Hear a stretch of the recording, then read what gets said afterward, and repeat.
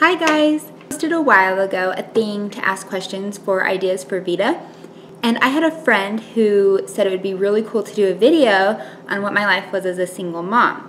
So for those of you who haven't watched my teen mom video or know my background, I was basically a single mom for all of Jackson's life except about a year and a half, and that's for various different reasons of what was going on with Luke at the time.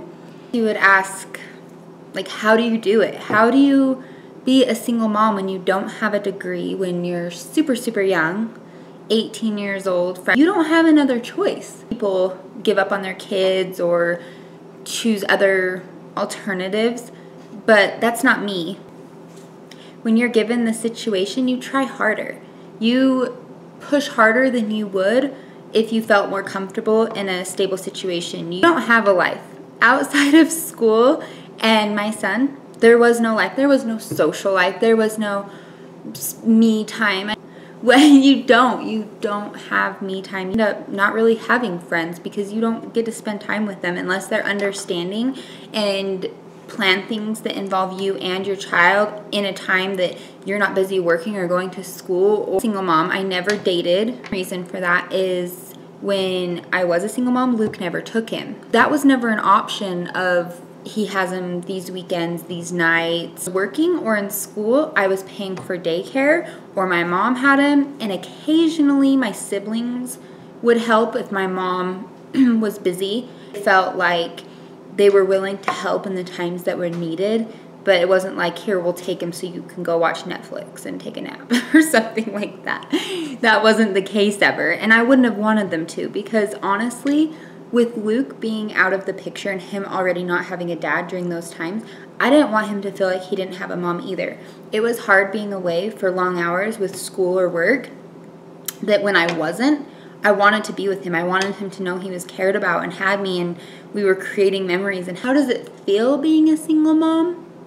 You feel like you're losing your mind.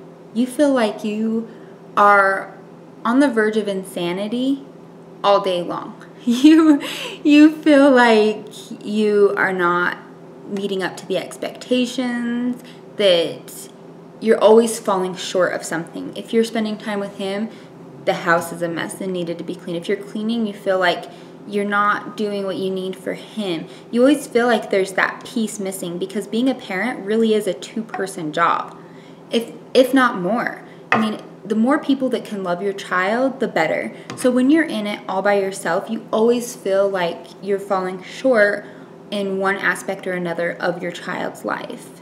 And the key to get through this, honestly, the best way to get through this is laughter and being happy regardless of the circumstance. Because sometimes everything around you is falling apart and you feel like you can't breathe, you can't get out of this alive, and you're not going to. Nobody does. So you need to laugh your way through it and be happy. Happy about even the littlest things. If you are just feeling so overwhelmed in the moment, just stop and look around you and you find 5 things that are wonderful, great things that make you happy. No matter what it is, even if it's that fridge over there. It has food in there to feed us, and I can be happy about that. Come to realize that yelling and crying don't work. Be strong, really push forward, like you can do this. You really can. If I can do this, you can do this. When you have a long day in nursing school or work or whatever, and you have your time with your child, and you bathe him, and you get him to bed, read him his stories, and you're sitting downstairs and you have like this much paperwork to study and all these flashcards, honestly, a glass or 2 of wine really helped get me through. I know that could be controversial, and I know if my mom's watching this, like, I'm gonna get a phone call in a minute. Financial, like, how did I do it financially? It was very tricky. 2 years of Jackson's life, we lived at my mom's, and I would work odd jobs. I was a CNA at a nursing home, and that helped pay for diapers and things because my mom did not help financially at all in that aspect. And then when I did move out in apartments, and they were low income, so rent was about $450 a month. The best thing to finish up this video that I can say is let it go. Let it be, let it go. don't dwell on emotions of who put you in this situation, why this happened, because it's not in your control. You can't change others. You can't make your child's father be there. You can't do any of that. And trying to is only going to make it worse. You just have to let the situation be, and you need to just make the best of it. Because at the end of the day, you have your children all to yourself.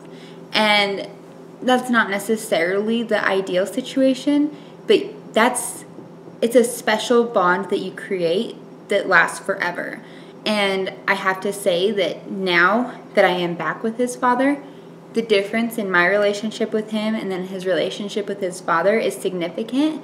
And I do believe it's the fact that it was all on me. And I got to make every decision for him. And I didn't have to co-parent or try to come to an agreement in courts or anything. It was really just me. And you can take that as two things. You can either look at that as, wow, that's really hard, that's a burden, that's this, that's that. Or you can look at it as, this is awesome.